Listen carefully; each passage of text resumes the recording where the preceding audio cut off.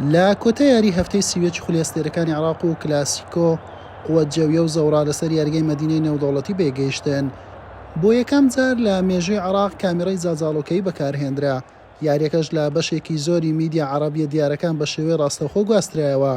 عادل نەقیبی ئیماڕاتی ناوبژوانی یاریەکە فیکەی دەستپێکردنی لێدا.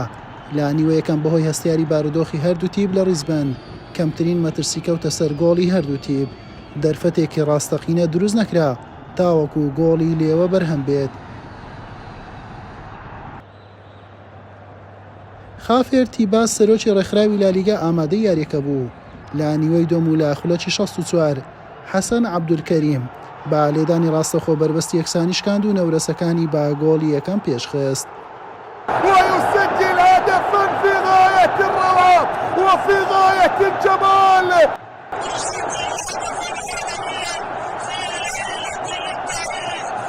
خەریک بوو هەمان یاریزان گۆڵی دۆمیش بۆ زەورا زیاد بکات. ئەیمەن حوسێن وەڵامی هەبوو بەم هێرشە ویستی ئەنجامەکە بۆ هەڵۆکان یەکسان بکاتەوە. جەلال حەسەن ئامادەی هەبوو. قووەت جەویە توانای یەکسانکردنەوە یاریەکەی نەبوو. هەر بۆیە یاری با سەرکەوتنی زەورا کۆتایی هات. بەم شێوەیە نەورەسەکان با سیویە گاریبوونە خاوەنی 60 خاڵ و هەر لە خانەی سێمن. قووەت جەویە یاریەکی کەمتری لە زەورا و شۆرتەی پێشەنگ ئەنجامداوە. یاریەکی دواخرای بەرامبەر زاخۆ ماوە با 66 خاڵ لە خانەی دووەمە و جیاوازەکەی لەگەڵ شۆرتەی پێشەنگ بۆ 4 خاڵ. لە هەفتەی 32 هەینی دەبێتە میوانی نەورۆز. لە یاری کلاسیکۆ 31,742 هاندەر ئامادەی یاریەکە بوون.